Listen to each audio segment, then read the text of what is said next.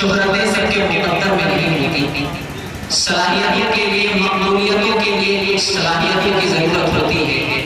معاشرے کے بچپن سے خامخواہ ہی ایسے افراد پیدا ہوتے ہیں جنہیں اللہ رب العزت منتخب کرتا ہے کہ وہ معاشرے کے جس راہ گزر سے گزر جائیں، وہ ایک نقش قدم چھوڑتے چلے جائیں اور وہ بزبان شاعر یہ کہتے چلے جائیں کہ میرے نقش قدم پر کاروان عشق چلتا ہے، میرے نقش قدم پر کاروان عشق چلتا ہے، گزر جاؤں تو رہبر ہوں، ٹھہر جاؤں تو منزل ہوں۔ کچھ ایسے ہی لوگ ہوتے ہیں جن کے تعارف کے لیے لفظوں کی بیساکھی کی ضرورت نہیں پڑتی۔ میں تیرا نام لوں تب بھی لوگ پہچانے، میں تیرا نام لوں تب بھی لوگ پہچانے کہ آپ اپنا تعارف ہوا بہار کی ہے۔ آپ آئے، بہار آ گئی، آپ کے آنے ہی مجھے کو پتہ لگ گیا کہ حضرت مولانا سید احمد سید اشرف صاحب رشیدی دامت برکاتہ تشریف لا چکے ہیں۔ آپ کا تعلق اس خانوادے سے ہے، حکیم الاسلام حضرت مولانا حسین احمد مدنی، حضرت مولانا سید اسعد صاحب مدنی، حضرت مولانا سید ارشد صاحب مدنی،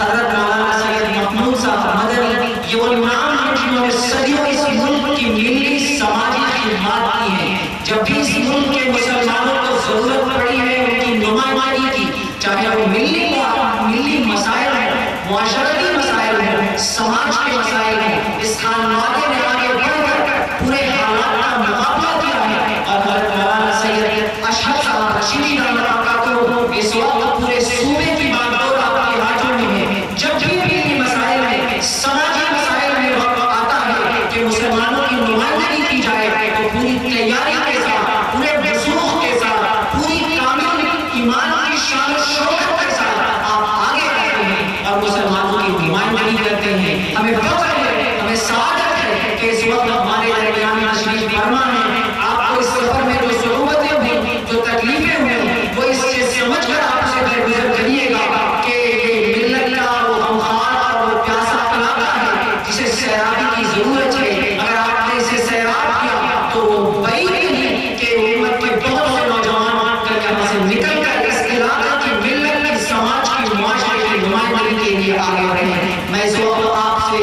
بسط ادب و احترام درخواست کرتا ہوں کہ آپ تشریف لائیں اور اپنے مواعظ حسنہ سے ہم سب کے دلوں کو منور و مجلہ فرما دیں، ہمارے مردہ دلوں میں ایک زندہ روح دوڑا دیں اور ہم سب پیاسوں کو سیراب کریں۔ بس اقبال کے ان چار مصروں کے ساتھ کہ اگرچہ بت ہے جماعت کی آستینوں میں، اگرچہ بت ہے جماعت کی آستینوں میں، مجھے ہے ازا لا الہ الا اللہ۔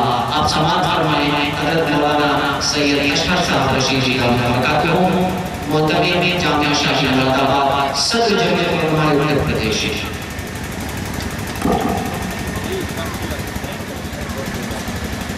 السلام علیکم ورحمۃ اللہ وبرکاتہ۔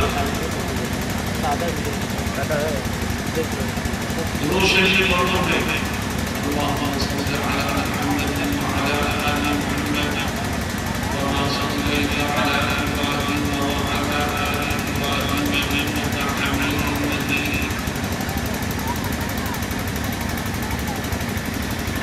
الحمد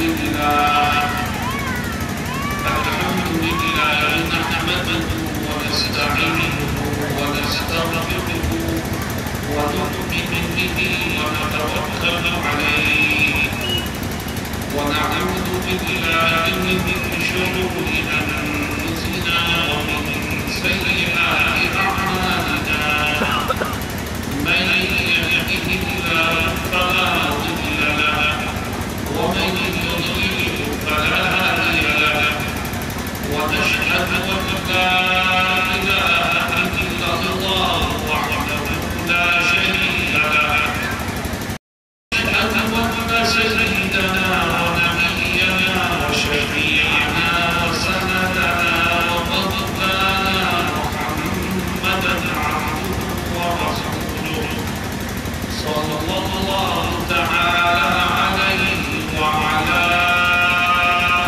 آله وصحبه وبارك وسلم أما بعد أعوذ بالله من الشيطان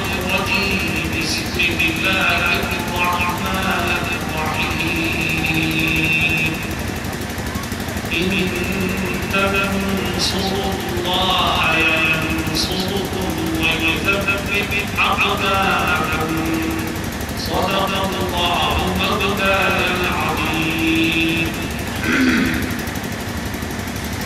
حضرات علماء کرام، معزز حاضرین اور نوجوان ساتھیوں، میں آپ کی اس بستی میں آج پہلی مرتبہ حاضر ہوا. مجھے یہاں تک آنے میں اگرچہ مشقت سے دوچار ہونا پڑا، لیکن اس وقت آپ کے ذوق اور شوق اور دین کی بات سننے کی غرض سے بڑی تعداد میں یہاں جمع ہونے سے میرے دل کو خوشی حاصل ہوئی، اور میں رب ذوالجلال سے دعا کرتا ہوں کہ اللہ رب العزت ہمارے اور آپ کے اس مل بیٹھنے کے قبول فرمایا ہے. میرے دوستوں ساتھیوں، آج ہر طرف آپ لوگوں کا ایک عجیب و غریب عالم ہے. ایک طرف مسلمان ہے اور دوسری طرف دشمن طاقتیں ہیں جس نے مسلمانوں کا جینا حرام کر دیا. میں اگر قوموں کو بیچا چاہوں گا کہ آج دنیا میں سب سے سستی کوئی چیز ہے تو وہ مسلمان کا خون ہے، جس کی کوئی قدر و قیمت نہیں، نہ اس کی عزت کی کوئی حیثیت، نہ اس کے خون کی کوئی حیثیت، نہ اس کی جان کی کوئی حیثیت. ہر طرف سے اگر ہم لوگ نے کوئی قوم گھری دی ہے کہ وہ مسلم قوم ہے، جس کو چاروں طرف سے دشمن میں گھیر دیا، مشرق ہو کہ مغرب ہو، شمال ہو کہ جنوب ہو، ہر طرف سے مسلمانوں کی چیز کو پکار ہے جو دنیا کے ایک کونے سے اٹھ کر کے دوسرے کونے تک پہنچتی ہے. شام کو دیکھو، عراق کو دیکھو، فلسطین کو دیکھو، یمن کو دیکھو، دنیا کے اور ملکوں برما کو دیکھو، ہر طرف مسلمان کی پکار میں، تباہی اور بربادی میں، جانی اور مالی نقصان میں مبتلا ہے. میرے دوستوں، جب جانور کی پریشانی میں گرتا ہے تو وہ بھی نکلنے کے بہانے تلاش کرتا ہے. ہم اور آپ تو انسان ہیں، ہمارے پاس عقل ہے، ہمیں سوچنا چاہیے کہ ان پریشانیوں سے کون باہر آئے کیسے. یہ مت سوچو کہ پریشانیاں جو عراق میں آ رہی ہیں، یہ مت سوچو کہ آفتوں کے پہاڑ کو شام پر ٹوٹ رہے ہیں، یہ مت سوچو کہ بچوں، جوانوں، مردوں اور عورتوں کی ہلاکتیں تو یمن میں ہو رہی ہیں. یہ مت سوچو کیونکہ جو خدا کا یمن کا مالک، جو خدا کا فلسطین کا مالک، جو خدا کا عراق کا مالک، جو خدا شام کی سرزمین کا مالک، وہی خدا آپ کی اور ہماری سرزمین کا بھی مالک. اگر وہاں تباہی کو بچا سکتا ہے تو ہم اور آپ اس کی قبر سے بھاگ کر کہاں جا سکتے ہیں. دنیا میں کوئی مرتبہ بھی اپنی جگہ سے اللہ کے حکم کے بغیر نہیں ہلتا. اگر سمندر میں کوئی پانی کا قطرہ گرتا ہے، رات کے اندھیرے میں کوئی چیز اپنی جگہ سے حرکت کرتی ہے، ماں کے پیٹ میں جنم لینے والے بچے کے سائز میں بڑھوتری ہوتی ہے، اور ہر چیز کا ایک اللہ. کوئی چیز دنیا میں ایسی نہیں ہے جو اللہ کے علم میں نہ ہو اور اللہ کے حکم کے بغیر.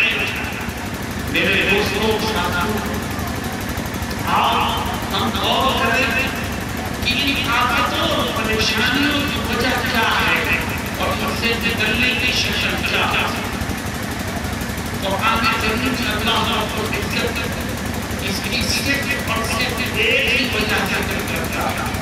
مسلمانوں اگر تم پر بمباری ہو رہی ہے، تمہارے جوانوں کے سینوں کو گولیوں سے چھلنی کیا جا رہا ہے، تمہاری عورتوں کی عزت لوٹی جا رہی ہے، تمہارے بوڑھوں اور بچوں کو ذبح کیا جا رہا ہے، اس کی ایک ہی وجہ ہے۔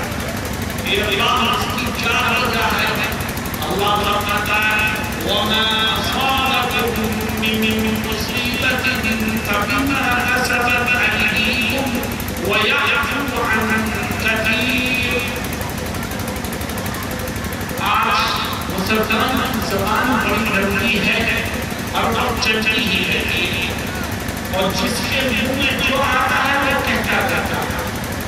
کوئی کہتا ہے یہ آفتیں اور پریشانیاں آ رہی ہیں اس لیے کہ دشمن طاقتیں مسلمانوں سے ان کا تیل چھیننا چاہتا ہے۔ کوئی کہتا ہے ان کی حکومتیں چھیننا چاہتا ہے۔ کوئی کہتا ہے ان کے پیسوں کا مدر اللہ کا کرتا ہے۔ اللہ کہتا ہے کہ مصیبتوں کی وجہ کوئی نہیں ہے سوائے اس کے کہ یاد رکھو جو مصیبتیں اور پریشانیاں بھی آ رہی ہیں وہ تمہاری اپنی بدعمالیوں کا نتیجہ ہے کہ سوائے اس کی کوئی وجہ نہیں۔ اگر تمہارے گناہ، بدعملیاں، کوتاہیاں اور خدا کی نافرمانیوں کا سلسلہ اسی طرح جاری رہا تو یاد رکھنا مصیبتوں اور آفتوں سے بچنا اور اپنی نسلوں کو بچانا ہمارے اور آپ کے لیے ممکن نہیں ہے۔ میرے دوستوں اور ساتھیوں، آج کل مسلمان دائیں بائیں آگے پیچھے دیکھ رہا ہے اور مدد کا طالب ہے کہ کوئی اٹھے اور اس کی مدد کے لیے آگے بڑھے، اور یہ بھول جاتا ہے کہ سب سے بڑی مدد کرنے والی ذات اللہ ہے۔ اللہ کو راضی کر لو، مدد کے دروازے کھلتے چلے جاتے ہیں، اور اللہ کو راضی نہیں کرو گے تو پریشانیوں کے سوا کچھ آپ نہیں رہتے۔ اللہ رب العزت قرآن میں یہی کہتا ہے وَمَا أَصَابَكُم مِّن مُّصِيبَةٍ فَبِمَا كَسَبَتْ أَيْدِيكُمْ وَيَعْفُو عَن كَثِيرٍ۔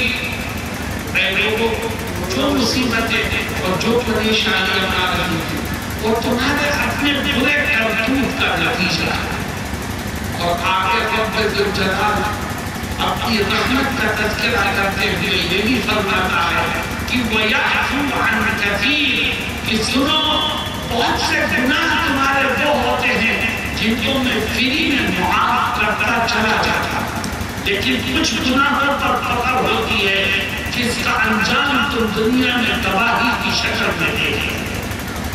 میرے دوستوں اور ساتھیوں، قرآن کریم میں اللہ رب العزت دوسری آیت میں اور وضاحت کے ساتھ اس بات کو ذکر فرماتا ہے، اور کیا کہتا ہے؟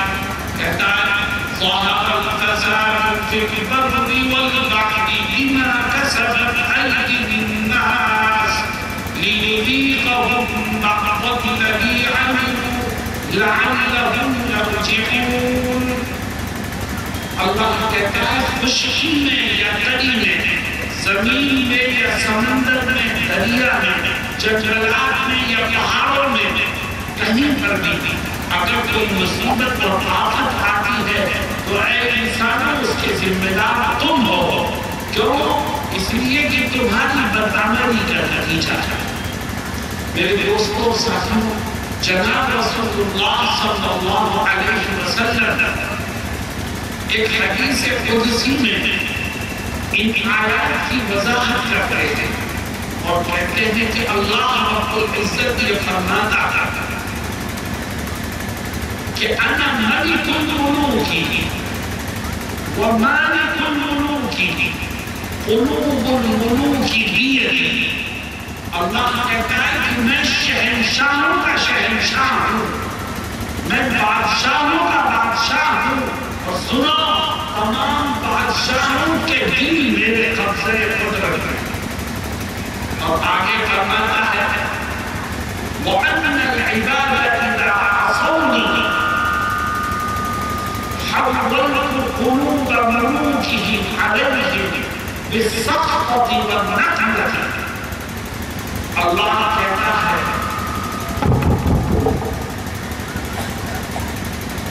اللہ کہتا ہے کہ جب میرے بندے میری نافرمانی کرتے ہیں اور میرے احکام کو پیروں تلے رونتے ہیں اور میرے راستے کو چھوڑتے ہیں، تو میں ان کے حاکموں کے دلوں میں ان کے لیے نفرت اور دشمنی کو بٹھاتا ہوں۔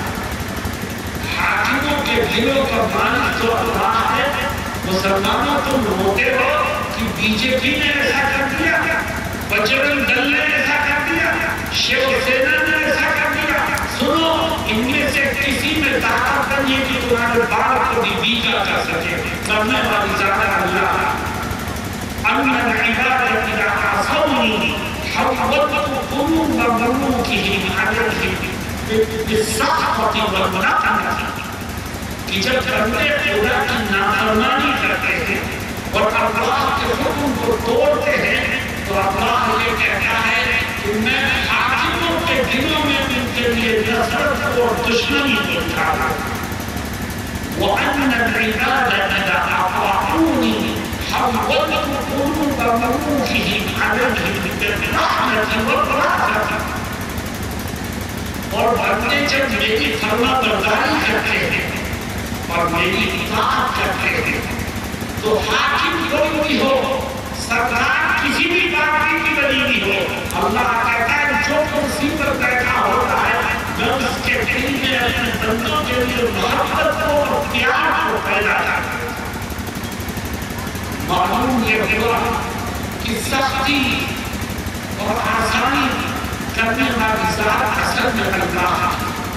میرے دوستوں ساتھیوں، یہ اصلاح معاشرہ کا جلسہ ہے۔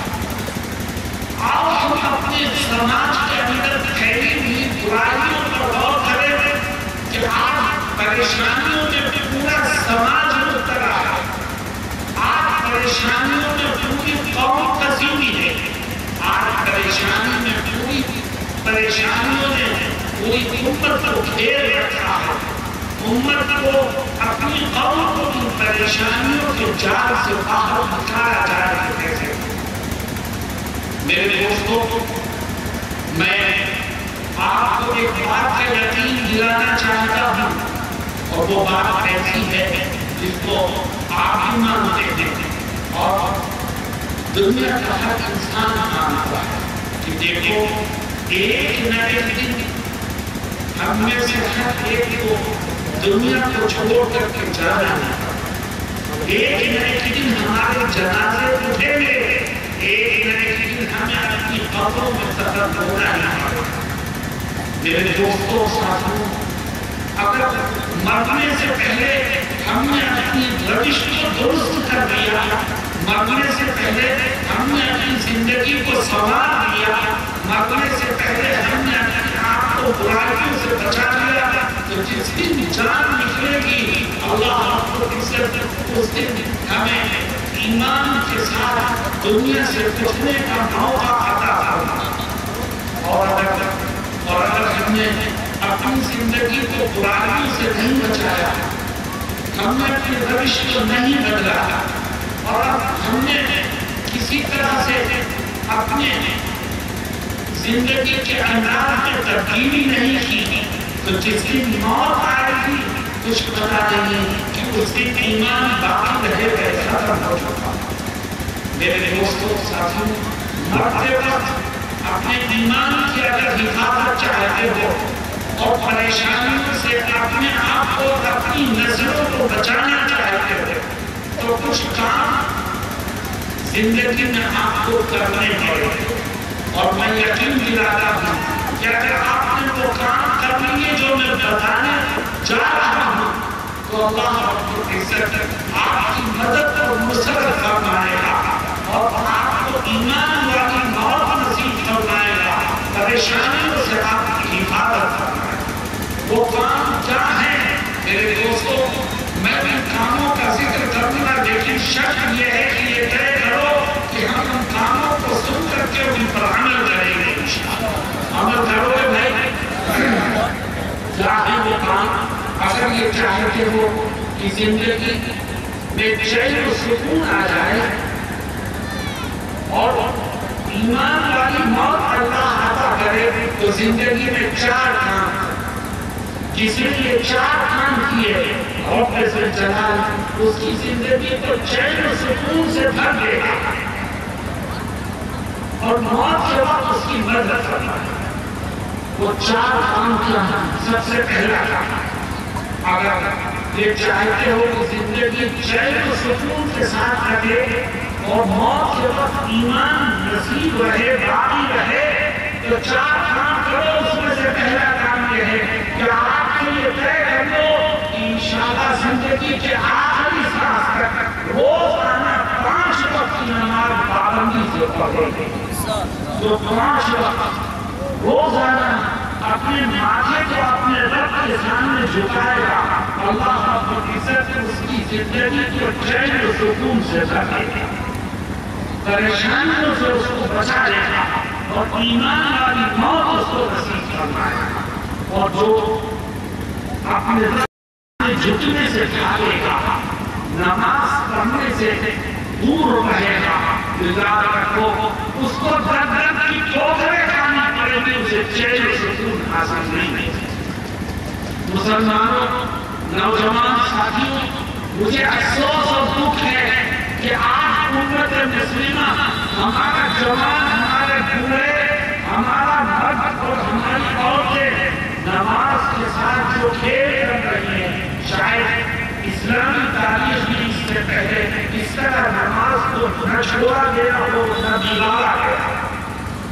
نماز کا وقت آتا ہے، مسجدوں سے اذان کی آوازیں بلند ہوتی ہیں، ہمارا مسلمان ایک کان سے سن کر دوسرے کان سے نکال دیتا ہے۔ یاد رکھو، جس نے نماز نہیں پڑھی اس نے رب کے سامنے جھکنے سے انکار کیا۔ کس رب کے سامنے؟ جو تجھے کھانے کو دیتا ہے، جو تجھے پینے کو دیتا ہے، جو تجھے پہننے کو دیتا ہے، جس نے تجھے دیکھنے کے لیے آنکھیں دی ہیں، سننے کے لیے کان دیے ہیں، بولنے کے لیے زبان دی ہے، چلنے کے لیے پیر دیے ہیں، ہاتھ دیے ہیں۔ اور اگر وہ رب اپنی ان نعمتوں میں سے کوئی نعمت چھین لے تو انسان کو کیا ہوگا؟ آؤ ہم طے کریں کہ انشاءاللہ جب تک جسم میں جان رہے گی، بدن میں روح رہے گی، اس وقت تک روزانہ 5 وقت کی نماز پابندی سے پڑھتے ہیں۔ تمہیں پڑھو گے انشاءاللہ؟ میرے دوستوں، ساتھیوں، نماز اللہ کی عبادت ہے، اس سے کھیل مت کرو۔ بہت سا مسلمان ہے جو نماز پڑھتا ہے، لیکن کیسی نماز؟ صرف جمعے کی نماز پڑھتا ہے، باقی نمازوں کے قریب پورے ہفتے نہیں جاتا۔ کچھ لوگ ہیں جو روزانہ نماز پڑھتے تھے، لیکن ان سے پوچھو کتنے روزانہ پڑھتے ہو، لیکن کتنی پڑھتے ہو یہ تو بتا دو، تو پتہ چلے گا کہ کبھی 3 پڑھ لی 2 چھوڑ دی، کبھی 2 پڑھ لی 3 چھوڑ دی، کسی کی فجر میں سوتا رہتا ہے، کسی کی عشاء نہیں پڑھتا۔ یاد رکھو، جس نے 2 پڑھی 3 چھوڑی، یا 3 پڑھی 2 چھوڑی، یا صرف جمعے کی پڑھی، تو وہ اپنی من چاہی نماز پڑھتا ہے، خدا کی چاہی نماز نہیں پڑھتا۔ وہ نماز اس کے منہ پر مار دی جائے گی، وہ نماز اس کے سر سے اوپر بھی نہیں جائے گی۔ تیرا جی چاہتا ہے تو پڑھ لیتا، تجھے وقت ملتا ہے تو پڑھ لیتا، تیرا جی نہیں چاہتا، وقت نہیں ملتا، نہیں پڑھتا۔ مسلمانوں، خدا کی طرف سے فرض کیا گیا ایک حکم ہے، طے کرو کہ جی چاہے گا تب بھی پڑھیں گے اور جی نہیں چاہے گا تب بھی پڑھیں گے۔ وقت ملے گا تب بھی پڑھیں گے، وقت نہیں ملے گا تو زبردستی وقت نکال کر کے پڑھیں گے۔ بیمار ہوں گے تب بھی پڑھیں گے، صحت مند ہوں گے تب بھی پڑھیں گے، اور انشاءاللہ پڑھتے پڑھتے مریں گے اور مرتے مرتے پڑھتے. میں اپنے جوانوں سے کہتا ہوں کہ آج کل مسلم نوجوان بگڑ رہا ہے اور یہ سوچتا ہے کہ بڑھاپے میں مسجد کی طرف چلیں گے. ابھی تو جوانی ہے، جو چاہو کر لو. پہلی بات تو یہ کی کہ اللہ نے یہاں سے لکھوا کے لایا ہے کہ بڑھاپے تک تو زندہ رہے گا. کسی کا پتہ نہیں کہ کب اس کی موت آ جائے. اور یاد رکھو یہ جو زمانہ چل رہا ہے اس میں جوانی کی موت بڑی کثرت سے ہو رہی ہے. اس لیے بڑھاپے کا انتظار مت کر، اپنی جوانی کو سدھار. اور دوسری بات یہ ہے کہ اللہ رب العزت کو جوانی کی عبادت بہت پسند ہے. جوانوں تم نمازوں کا وقت کرو، مسجدوں کی طرف چلو، نمازوں کی پابندی کرو. اللہ رب العزت غیر سے تمہارے مسائل کو حل کرو. میرے دوستوں اور ساتھیوں، جتنے لوگ یہاں بیٹھے ہیں وہ نماز شروع کریں اور آج تک کی زندگی میں جتنی نمازیں بالغ ہونے کے بعد چھوٹی ہیں ان کو بھی ادا کریں. جو نمازیں چھوٹ گئی ہیں وہ تیرے ذمے باقی ہیں، جب تک پڑھے رہیں تو ذمے سے ادا نہیں ہوں. اس لیے علماء لکھتے ہیں کہ اگر کسی کی 1 سال کی نمازیں، 2 سال کی نمازیں، 3 سال کی نمازیں چھوٹی ہیں تو وہ حساب لگا کہ بالغ ہونے کے بعد آج تک میری کتنی نمازیں چھوٹی ہیں. 100 نمازیں، 50 نمازیں، 200 نمازیں چھوٹی ہیں. اور روزانہ ہر فرض ادا کرنے کے بعد اپنی قضا نماز کو بھی پڑھو. فجر کی نماز پڑھنے کے بعد 2 رکعت اور قضا نماز، ظہر کے بعد 4 رکعت اور قضا نماز، عصر کے بعد 3 اور قضا. ہر فرض نماز کے بعد اپنی قضا نمازیں بھی پڑھتا ہے اور حساب لگاتا ہے. اگر تیری موت ان قضا نمازوں کو پورا کرنے سے پہلے آ گئی تو تو کوشش کر رہا تھا. اس لیے ہو سکتا ہے رب ذوالجلال تیری کوشش کو قبول کر کے تیری مغفرت کا فیصلہ. میرے دوستوں ساتھیوں، آپ ہم طے کریں کہ انشاءاللہ ہم روزانہ 5 وقت نماز پابندی سے پڑھیں گے. دعائیں کرو گے انشاءاللہ. دوسرا کام، اگر یہ چاہتے ہو کہ تمہاری زندگی میں چین و سکون پیدا ہو جائے اور اللہ موت کے وقت میں تمہارے ایمان کی حفاظت فرمائے، تو دوسرا کام یہ کرو کہ آج سے یہ طے کر لو کہ میں زندگی کے آخری سانس تک آنکھ، کان اور زبان کے گناہوں سے بچنے کی کوشش کرتا. اگر تیری آنکھیں گناہ کر رہی ہیں اور تجھے کوئی فکر نہیں، تیرے کان گناہ کر رہے ہیں تجھے کوئی فکر نہیں، تیری زبان گناہ کرتے ہیں تجھے کوئی فکر نہیں، تو یاد رکھ اللہ تیری زندگی کے چین و سکون کو چھین لے گا اور موت کے وقت تجھے ایمان سے محروم بھی کیا جائے گا. آج کی دنیا میں آنکھوں کا گناہ، کانوں کا گناہ، زبان کا گناہ اتنا عام ہو گیا ہے کہ لوگوں کے ذہنوں سے اس کی برائی بھی نکل گئی. اور میرے نوجوان ساتھیوں، یہ ملٹی میڈیا موبائل جو آج کل ہر جوان کے ہاتھ میں ہے، یہ گناہوں کا پٹارا ہے. ہمارا جوان اپنے گھر کے کمرے میں پہنچتا ہے، ساتھیوں کے ساتھ بیٹھتا ہے، دروازہ اندر سے بند کرتا ہے اور اپنے موبائل کو نیٹ سے کنیکٹ کرتا ہے اور پھر جو چاہتا ہے دیکھتا ہے، جو چاہتا ہے سنتا ہے اور یہ سمجھتا ہے کہ کمرہ بند ہے، رات کی تاریکی ہے، نہ باپ دیکھ رہا ہے، نہ ماں دیکھ رہی ہے، نہ بہن بھائی دیکھ رہے ہیں، میں تنہا جو چاہتا ہوں. ارے بے وقوف تم بھول گیا، تیری ماں تیرا باپ تیرا بھائی تیری بہن نہیں دیکھ رہی، لیکن تجھے پیدا کرنے والا جو دیکھ رہا ہے، پتا کر اس کو کیا جواب. میرے دوستوں ساتھیوں، آج کل زبان کا گناہ بھی عام ہو رہا ہے اور نوبت یہاں تک آ گئی ہے کہ ہم جھوٹ بولنے میں، غیبت کرنے میں، دھوکہ دینے میں، گالی دینے میں، کسی کے اوپر الزام لگانے میں بالکل جھجکتے نہیں۔ ایسا لگتا ہے کہ اپنی زبان ہے، جو چاہو بول دو، جس کو جو چاہو کہہ دو۔ حالانکہ یاد رکھو مسلمانوں، زبان کا غلط استعمال اتنا بڑا گناہ ہے، اتنا بڑا گناہ ہے کہ اس کی وجہ سے انسان کی ساری نیکیاں بربادی کے بھاگ اعمال کو خدا کے سامنے پیش کرے۔ خدا دیکھے گا کہ تیرے آنکھوں کے گناہ بھی اس میں ہیں، کانوں کے گناہ بھی ہیں، زبان کے گناہ بھی ہیں، تیرا نام اعمال گناہوں سے سیاہ ہے۔ اللہ کہے گا یہ تیرا نام اعمال، یہ تیرا کردار ہے۔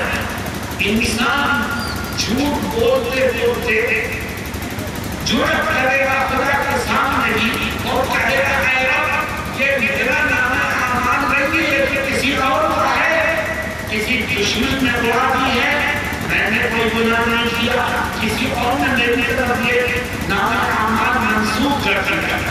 تو اللہ رب العزت جواب پوچھا فرمائے گا، قرآن میں اس کی منظر کشی کہتا ہے اليوم نختم على أفواههم وتكلمنا أيديهم وتشهد أرجلهم بما كانوا يكسبون۔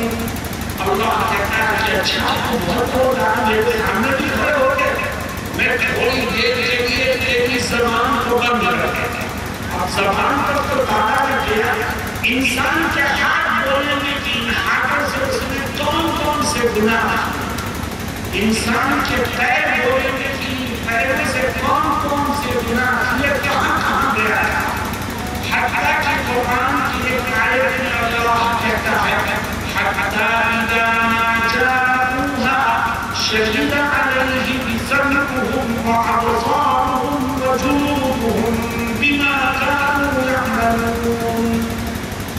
یہاں تک کہ انسان کی آنکھیں گواہی دیں گی اس کے خلاف، آنکھیں بولیں گی کہ اے اللہ اس نے ہمارے ذریعے فلا فلا فلا فلا پکچریں دیں، کان بولیں گے کہ اس نے ہمارے ذریعے فلا فلا گانے سنے، تیرے جسم کا ایک ایک روح تیرے خلاف گواہی دے گا، پتہ بھاگ کے جائے گا۔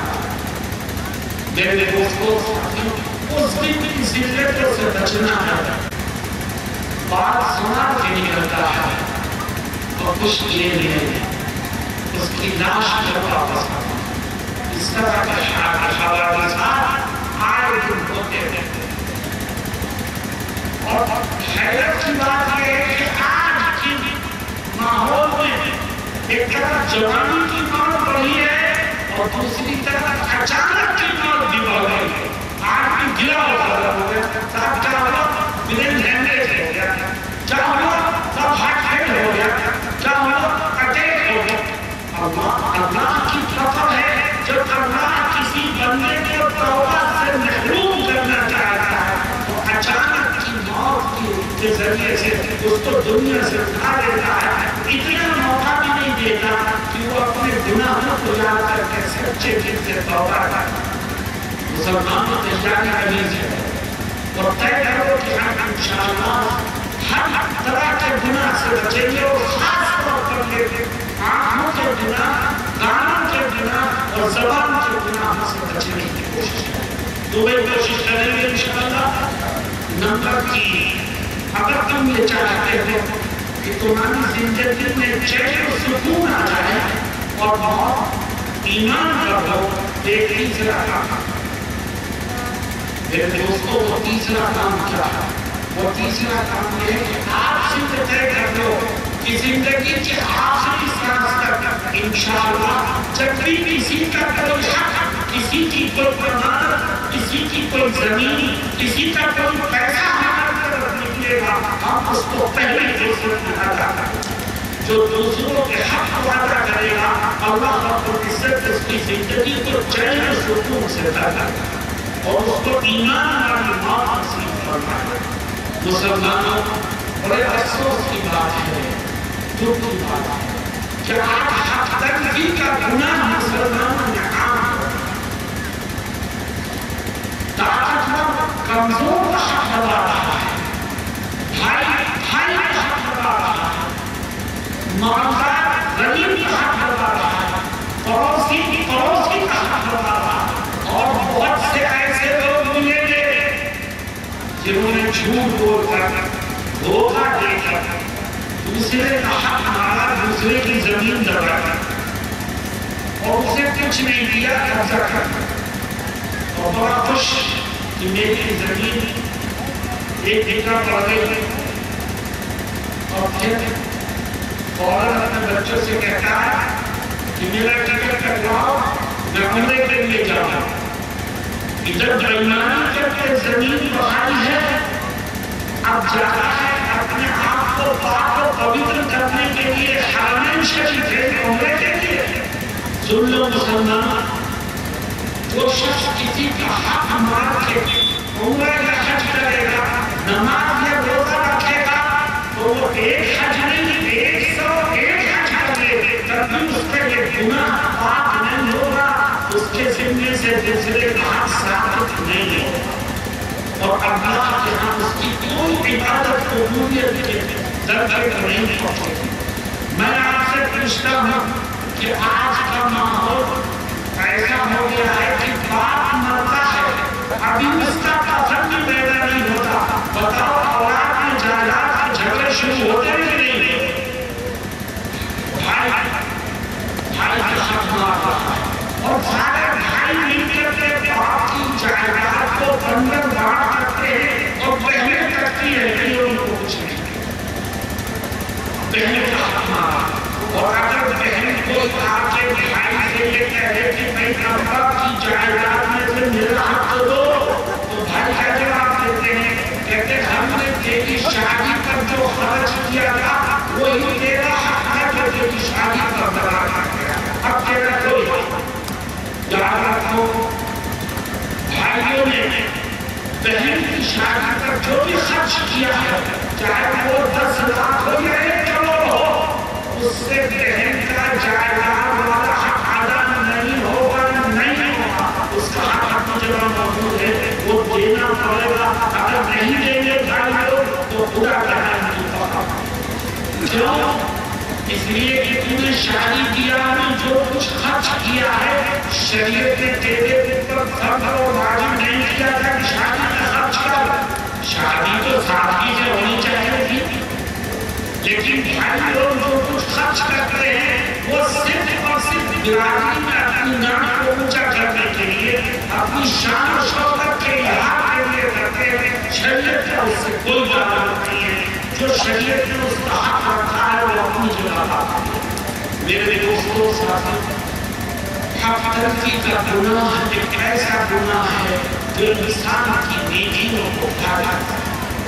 کل میدان محشر میں انسان گوبر دے کر کے پھرے گا اور جائے گا اس ساتھی کے پاس جس کا حق مارا تھا اور کہے گا اللہ ہی کہتا ہے میں تجھے معاف نہیں کروں گا، جس کا حق مارا تھا جا اس سے معاف کرا کے آ.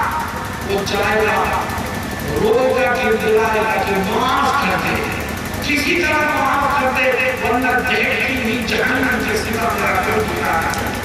جس کو حق ہمارا ہوگا وہ کیا کہے گا؟ کہے گا معافی تو ہو جائے گی، لیکن یہاں معافی فری نہیں ہوتی. اگر تم معاف کرانا چاہتا ہے تو اس کی شکل یہ ہے کہ تو اپنی نیکیاں مجھے دے دے اور میرے گناہ نہ لے دے، تب تو معافی ممکن ہے، ورنہ معافی کی کوشش ہے. میرے دوستوں اس دن علاوہ حسرت کے، غم اور افسوس کے انسان کے حال کچھ نہیں. آپ ہم کہتے ہیں کہ جس کا جو حق ہماری طرف نکلے گا ہم اس کو پہلے فرصت میں آیا ہے. چاہے وہ بھائی کا حق ہو کہ بہن کا حق ہو، پڑوسی کا حق ہو یا کاروبار میں شریک پارٹنر کا حق ہو، ہندو کا حق ہو کہ مسلمان کا حق ہو، کافر کا حق ہو کہ عیسائی کا حق ہو. حق ہے، جس کا بھی ہو اس کا ادا کرنا اسلام کی تعلیمات کے عین مطابق ہے. فرض ہے مسلمان کا دوسرے کے حق کو ادا کرنا. انسان دنیا سے گیا اس حال میں کہ اس کی گردن پر کسی کا حق ہو. یاد رکھو اس نے خواب کتنی ہی نمازیں پڑھی ہیں، کتنے ہی روزے رکھے ہیں، کتنے ہی حج کیے ہیں، کتنی ہی زکات کی ہو، اگر گردن پر کسی کا حق لے کے خدا کہا گیا تو اس کی کوئی نیکی اس کو اللہ کے کی قدر سے نہیں ہے. چنانچہ میں آپ کو ایک قصہ سناتا ہوں، حدیث شریف میں مذکور ہے. ایک دفعہ نبی کریم صلی اللہ علیہ وسلم جہاد کے سفر پر تھے. آپ کے ساتھ آپ کا خادم بھی تھا. آپ کے لیے خیمہ لگا دیا گیا، آپ خیمے میں تشریف فرما تھا. آپ کا خادم کسی کام سے باہر نکلا، اتفاق سے دشمن کی طرف سے ایک تیر چلا کر اس کی گردن پر لگا تو وہ خادم وہی شہید ہو. صحابہ کرام آپ کی خدمت میں آئے، وہ کہنے لگے کہ آقا ہم آپ کو یہ خوشخبری دینا چاہتے ہیں کہ رب ذوالجلال نے آپ کے خادم کو شہادت کا مرتبہ عطا فرمایا. نبی کریم صلی اللہ علیہ وسلم تھوڑی دیر خاموش رہے، پھر فرمانے لگے کہ تم مجھے کس کی شہادت پر خوشخبری دے رہے ہو، حالانکہ حقیقت سے میں واقف ہوں، حقیقت سے تم واقف ہے. صحابہ نے پوچھا کہ آپ حقیقت کیا ہے؟ تو دیکھو رونق کے کھڑے کر دینے والی حقیقت. نبی کریم صلی اللہ علیہ وسلم فرماتے ہیں جس خادم کی شہادت کی تم مجھے خوشخبری دینے آئے ہو، اس خادم سے گناہ ہو گیا. گناہ یہ ہوا تھا کہ ایک دفعہ مال غنیمت کو جمع کر کے ایک جگہ رکھا گیا اور خادم سے کہا گیا کہ یہ مسلمانوں کا حق ہے، مجاہدین کا حق ہے کہ اس کی حفاظت کرنا، اور کوئی بھی چیز اس میں سے ضائع نہیں. یہ اس کی حفاظت کرنا کے لیے کھڑا ہو گیا. اس میں ایک بہت قیمتی تھی اور خوبصورت چادر تھی جو خادم کو پسند آ گئی. آپ فرماتے ہیں کہ اس نے چپکے سے اس مال میں سے تو چادر چوری کر دی، گویا کہ اس نے حق تلفی کا گناہ کیا. نبی کریم صلی اللہ علیہ وسلم صحابہ کرام سے فرماتے ہیں کہ تم اس کی شہادت کی خوشخبری مجھے دے رہے ہو، حالانکہ جو اس نے مال میں سے مال غنیمت میں سے جو چادر اس نے نکال کر کے حق تلفی کا گناہ کیا تھا، آج شہادت کے بعد وہ چادر آگ بن کر کے اس کے جسم پر لگتی ہے. میرے دوستو غور کرو اس کی نیکیاں. یہ کون سے سفر پر تھا؟ جہاد کے سفر. کون سی موت آئی؟ شہادت کی موت. اور یہ خود کون تھا؟ خادم رسول اللہ صلی اللہ علیہ وسلم، اللہ کے نبی کا خادم تھا. لیکن یہ تمام خصوصیات ایک حق تلفی کا گناہ کر کے گیا، نجات کا کوئی راستہ اس کو نہیں. میرے دوستوں ساتھیوں، اگر تم اپنی زندگی کو چین و سکون سے بھرنا چاہتے ہو اور ایمانداری موت چاہتے ہو تو تیسرا گناہ ہے حق تلفی کا گناہ. طے کرو کہ جس کا جو حق میری طرف نکلے گا میں اس کو پہلی فرصت میں ادا کروں. شیطان ہمیں بھڑکاتا. میں آپ کے قریب ہی ہے کچھ تھوڑے فاصلے پر ایک شہر ہے، آپ نے نام سنا ہوگا، شہر کانپور. تمہیں نام سنا ہے؟ کانپور میں جلسہ ہو رہا تھا اور حق تلفی کی برائی اور اس گناہ سے بچنے کی تلقین کی جا رہی تھی، اس کی برائی بیان کی جا رہی تھی. جب جلسہ ختم ہو گیا ایک نوجوان میرے پاس آیا، میں بھیڑ سے نکلتا تھا، وہ میرے قریب آیا، کہنے لگا مولانا صاحب مجھے تنہائی میں بھی بات کرنی ہے. اور باقی میں میری بات تھی کہ میں نے کہا مجھے کوئی فرصت نہیں ہے. وہ کہا کہ بہت ضروری بات ہے. تو میں نے اس کا ہاتھ پکڑا اور ایک طرف کنارے پہ لے گیا، لوگوں سے کہا دور ہو. لوگ دور آ رہے تھے، میں اسے کنارے پر کھڑے ہو کے میں نے پوچھا کہ بتاؤ بات کیا ہے؟ تو وہ جوان کیا کہتا ہے؟ میں واقعہ سنا رہا ہوں تاکہ آپ کو بھی اس سے عبرت حاصل ہو۔ وہ کہتا ہے کہ ایک زمین پر میرے پڑوسی سے مقدمہ 10 سال سے چلتا ہے۔ پڑوسی کہتا ہے کہ میری زمین ہے، میں کہتا ہوں میری زمین ہے۔ 10 سال سے مقدمہ معلوم ہو رہی ہے اور میں آپ کو گواہ بنا کے کہتا ہوں کہ وہ زمین میری نہیں ہے، وہ زمین پڑوسی کی۔ میں نے کہا جو وہ پڑوسی کی ہے تو اقرار کرتا ہے کہ صبح کو جا اور کورٹ میں جا کے کاغذات جمع کر دے، تیار کر دے کہ ہم نے آپس میں صلح ہو رہی ہے اور وہ زمین میں نے پڑوسی کو دے دی ہے کہ دینی نہیں ہے، ختم ہو جاتا ہے۔ تو وہ جواب کیا دیتا ہے؟ کہتا ہے مولانا صاحب زمین پڑوسی کی ہے لیکن میں کورٹ میں جا کر کے کوئی پیپر داخل کرنے کو تیار نہیں ہوں۔ میں نے کہا کیوں؟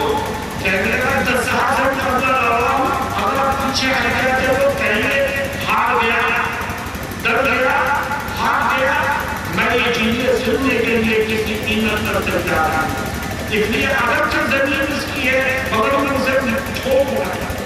میں نے کہا، میں نے اسے سمجھایا، میں نے کہا کہ دیکھے اگر وہ زمین یقیناً پڑوسی کی جیسا کہ کہہ رہا ہے تو وہ زمین تو پڑوسی کو دے دے اور یہاں تک ساری دنیا کی جو مسلم کہے، ہار جانے والا کہے، ڈرنے والا کہے، کہنے دے اللہ اور اس کے رسول کے نزدیک اس سے بڑا بہادر کوئی ہو جو اپنی آخرت کو بچانے کے لیے دنیا میں دوسرے کے حق کو ادا کرے اور اللہ کے خوف سے حقیقی کے گناہ سے بچے، اس سے بڑا بہادر کون ہو سکتا ہے؟ میرے دوستوں، میں بھی آپ سے کہتا ہوں کہ اگر کسی کا حق بنتا ہے دیکھے، شرمانے کی ضرورت نہیں، ڈرنے کی ضرورت نہیں، شیطان کے بہکاوے میں آنے کی ضرورت نہیں، دے دو۔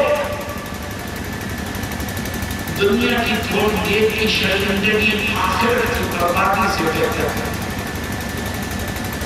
میرے دوستوں، آخری بات میں نے کہا تھا کہ اگر اپنی زندگی کو چین و سکون سے بھرنا چاہتے ہیں اور ایمان والا موت چاہتے ہیں تو زندگی میں 4 کام کرو۔ سب سے پہلا کام یہ کہ روزانہ 5 وقت کی نماز پابند ہے۔ دوسرا کام یہ کہ زندگی کے آخری سانس تک زبان، کان اور آنکھ کے گناہ سے بچو۔ تیسرا کام یہ ہے کہ زندگی کے آخری سانس تک حق تلفی کے گناہ سے بچو، جس کا جو حق تمہاری طرف نکلے اس کو پہلے ہو سکتا ہے۔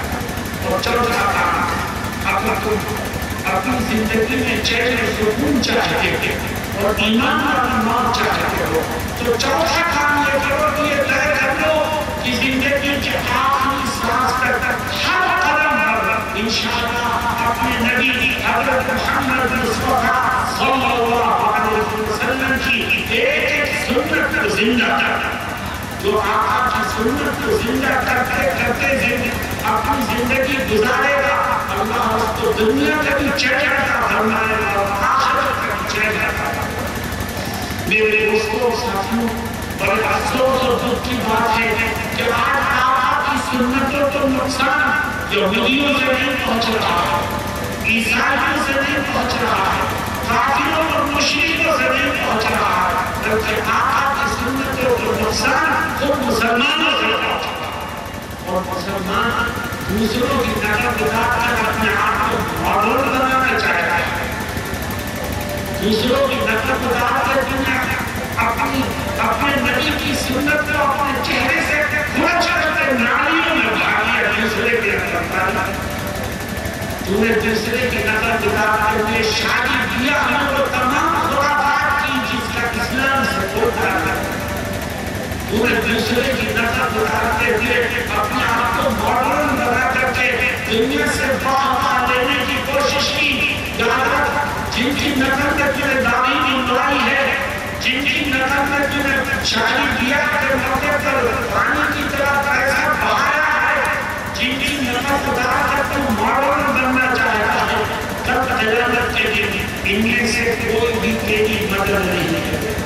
تجھے شفاعت کی بھیک کی ضرورت پڑے گی تو آقا کے پاس جانا پتا کر کسی کو سے آقا سے شفاعت کی بھیک کی میرے دوستوں ساتھیوں نبی کریم صلی اللہ علیہ وسلم کی سنتوں کو پہلے کرے رون کر کے مسلمان سینہ کھو کے کہتا ہے مجھے اپنے آقا سے محبت ہے ارے یاد رکھو یہ زبانی جمع خرچ وَأَنَّا کے ہاں کوئی اعتبار نہیں ہے جب تک نبی کی سنتیں تیرے کردار میں تیری زندگی میں تیرے عمل میں شامل نہیں ہوں گی اس وقت تک نبی سے محبت کرنے کا نعرہ فریب ہے جھوٹ ہے جس کا کوئی اعتبار ابھی کچھ دن پہلے ایک ہندو نے نبی کریم علیہ السلام کی شان میں گستاخی کی تھی میں اس کا نام لے کر اپنے زبان کو خراب نہیں کرنا چاہتا آپ سمجھا مسلمان بڑے غصے میں تھے کہ میں آقا کی شان میں گستاخی کی وہ سب آنا بھی چاہیے ہم یہ سمجھتے ہیں کہ اس پورے زمین کا سب سے بہترین انسان ہے وہ جس کی زبان میں جس کے عمل سے آقا کی شان میں گستاخی میں خیرآباد کے پروگرام میں تھا معاملہ اس پر بڑا گرم تھا اسٹیج پر میں بیٹھا تھا ایک شاعر صاحب آیا اور انہوں نے نبی کی شان میں گستاخی کرنے والے کے خلاف تازہ اشعار پر 200 کروڑ سے پڑے اور لوگ بات دیتے تھے کہ کسی سے جھٹ سے بات دے رہے تھے جوان اتفاق سے میری نظر پڑی شعر پڑھنے والے شاعر پر تو دیکھا تو 3 شعر ہیں مجھے بڑا دکھ ہوا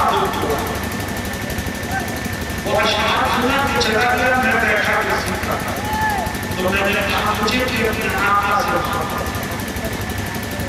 اور ان کی شان میں گستاخی سے جو تکلیف ایک مومن کے دل کو ہم چاہیے مجھے کہ اور ابھی شان صاحب آقا کی شان میں گستاخی کرنے والے کے خلاف کچھ اشعار سنا رہے تھے آپ لوگ بڑے جوش سے تالی بجا رہے تھے نعرے لگا رہے تھے میں نے پوچھا نوجوانوں سے اور سامنے بیٹھے ہوئے لوگوں سے کہ ٹھیک ہے آقا کی شان میں گستاخی کرنے والا بدترین انسان ہے اس نے جو کیا ہے وہ نہایت برا کام ہے لیکن مجھے یہ بتاؤ کہ ابھی جو شاعر صاحب کھڑے ہو کر شعر سنا رہے تھے ان کا چہرہ نبی جیسا ہے یا ان کا چہرہ نبی کی شان میں گستاخی کرنے والے جیسا نبی کی شان میں جس نے گستاخی کی اس کے چہرے پر بھی داغ نہیں اور شاعر صاحب کے چہرے پر بھی داغ نہیں جب آپ اپنے کردار کو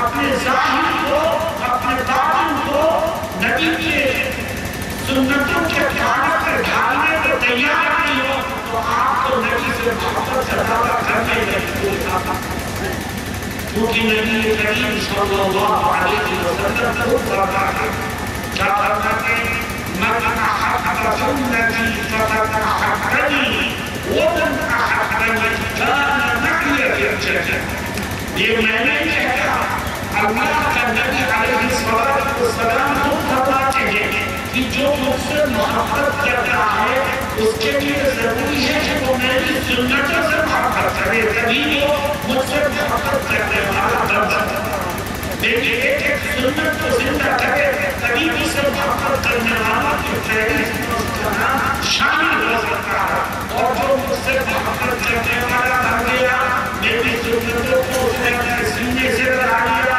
ہر عدم پر میری سنتوں کو زندہ کیا تو کل اللہ رب العزت میدان محشر میں اس کو میرا ساتھ نصیب فرمائے گا اور مقام عالیہ سے اس کو سرفراز میرے دوستوں ساتھوں شادی بیاہ کا موقع ہوتا ہے تو جس کی جیب میں پیسے ہیں اس کے پیر زمین پر نہیں پڑتا اور وہ تمام خرافات کی سرنا کرتا ہے جو غیروں کی رسم ہے جو غیروں کے ہاں کی جاتی ہے میرے دوستوں اللہ رب العزت نے ہمیں دین دیا ہے اور ہمارا دین صرف دین ہی نہیں ہے، ہمارے دین کا تعلق تہذیب سے ہے، تمدن سے ہے، معاشرت سے ہے، سماج سے ہے۔ اللہ نے ہمیں جو شناخت دی ہے، اگر ہم نے اس شناخت کو چھوڑ دیا تو ہمارا وجود مٹ کر کے ختم ہوتا ہے۔ شادی کیا میں ہوتا کیا ہے، ایک کافرہ سننا کے بعد کو ختم کرتا ہے، یہ بھی ہو گئی۔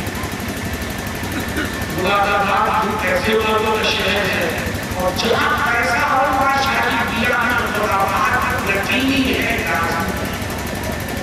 ایسا لگتا ہے کہ پیسے والے سمجھتے ہمارا حق ہے کہ ہم پیسے کو پانی بھی کرا۔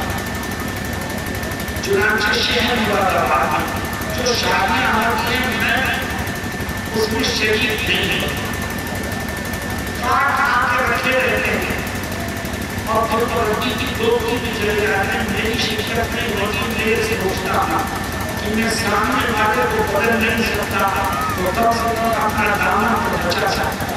پھر میں کسی شادی میں اتفاق سے ایک صاحب آئے اور کہتے ہیں کہ میرے بھائی کا بننا ہے، اس میں آپ کو آنا ہی ہے۔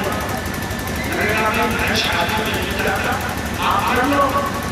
کہنے لگے ہم بہت سادگی سے کر رہے ہیں، اس میں آنا تھا اور بہت اصلاح کیا۔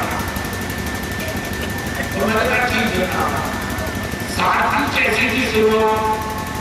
میں جب اس حال میں پہنچا جہاں کھانا ہو رہا تھا تو میں نے یہ عجیب و غریب منظر دیکھا کہ لوگ کھڑے ہوئے ہیں، ہر ایک کے ہاتھ میں پلیٹ اور ٹیبل پر کھانا سجا ہوا۔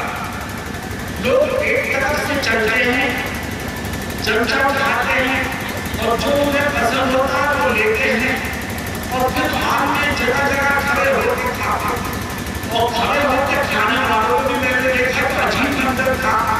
ایک ہاتھ میں پلیٹ ہے، اسی ہاتھ میں وہ روٹی جلاتا ہے، وہ روٹی توڑتا ہے تو پلیٹ چھوٹنے کو ہوتی ہے، پلیٹ جلاتا ہے تو اسے تو روٹی ٹوٹتی نہیں، روٹی توڑ دیا کہ اب روٹی ہے تو روٹی کو کیسے لقمہ بنا دو، پریشان۔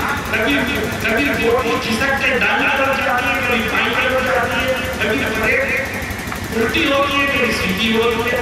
بہت دیکھا جاتا ہے کہ لوگ تھوڑا بہت کھا کے پریشان ہو گئے، برتن کو اور کھانے کو جو پلیٹ میں بھی موجود ہے وہ سب ڈسٹرکٹ میں ڈال کر کے آنے لگتا ہے۔ میرا یہ منظر دیکھ ہی رہا تھا کہ وہ صاحب آ گئے جنہوں نے مجھے دعوت دی۔ میں نے بلایا، میں نے کہا کہ آپ کو شرم آنی چاہیے، آپ مسلمان ہو کے آپ نے کھڑے ہوئے کے کھانے کا سسٹم کیا، اور اگر یہ کرنا ہی آپ کرتے آپ نے مجھے کیوں بلایا، کیا ضرورت تھی مجھے بلایا؟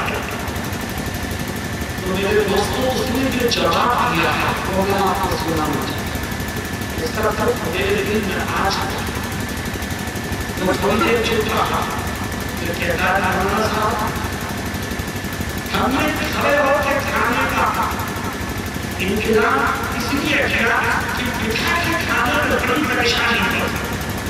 دسترخوان بچھاؤ، پھر بٹھاؤ، پلیٹیں لگاؤ، پھر صاف کرو اور صاف دو آدمی تین آدمی کھلانے میں لگاؤ تو بڑی پریشانی ہوتی ہے۔ اس لیے ہم نے یہ سسٹم کیا کہ آدمی خود اپنا لے لے کے کھاتا رہے اور کسی طرح کی پریشانی۔ میں ان کے ہاتھ سے پورا یہ کہتے ہوئے مجھے ڈر ہے کہ ان کے ایمان سب لگنا چاہتا وہ مومن ہے۔ جب مجھے پتا چلا کہ تیرے نبی کی سنت ہے کہ بٹھا کے کھلاؤ تو پھر تو یہ کیا کہہ رہا ہے؟ تیرا ایمان کا تقاضا تو یہ ہونا چاہیے تھا کہ اگر میری آقا کی یہ سنت ہے تو ایک نہیں 100 تکلیفیں میں برداشت کروں گا، لیکن آئندہ سے اپنے آقا کی سنت کا عمل کیا کہتا ہے پہلے کی طرح انہیں کھڑے ہو کے آرام دیے اس میں آسانیاں ہیں کہ پہلے کے طریقے کو اختیار کر کے کبھی مجھے بچاتا نہیں۔ میرے دوستوں آپ ہم کیا کریں کہ ہم سادگی سے سنت کے مطابق اپنے بچوں اور بچیوں شادیاں کریں گے تاکہ ان کی شادی خانہ آبادی کا ذریعہ بن سکے، ورنہ خانہ بربادی کے سوا کچھ حاصل۔ یہ 4 کام ہیں، جس نے یہ 4 کام کیے اس کو ملے گا کیا؟ अल्लाह रब्बुल इज्जत कुरान में कहता है, मन अमिला सालिहन मिन ज़करिन औ उन्सा वहुवा मुमिन फलनुहयियन्नहु हयातन तय्यिबा वलनजज़ियन्नहुम अजरहुम बिअहसनि मा कानू यअमलून। कि जिसने ईमान की दौलत के साथ साथ नेक राहों पर चलने की कोशिश की, और नेक राहों से मुराद मैं ये लेता हूँ ये 4 काम हैं जो आपको बताए गए। जिसने इन 4 कामों को किया और नेक राहों पर चलने की कोशिश की, अल्लाह वादा करता है कि मैं उसकी जिंदगी को चैन सुकून से करता हूँ। और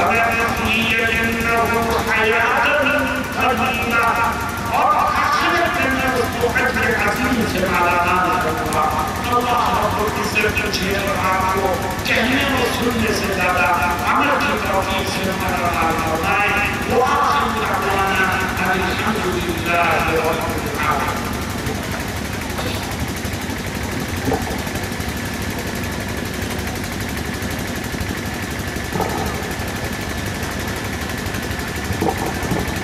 बहुत बहुत शुक्रिया जनाब हज़रत मौलाना सैयद अशरफ साहब रशीदी दामद बरकातहू।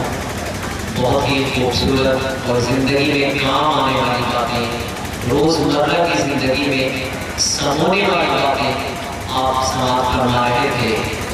मुझे असगर बोल में याद आए कि शोरिश गरीब ने रूह चमन में फूंक दी, शोरिश गरीब ने रूह चमन में फूंक दी, वरना यहाँ करी करी मस्त थी ख्वाब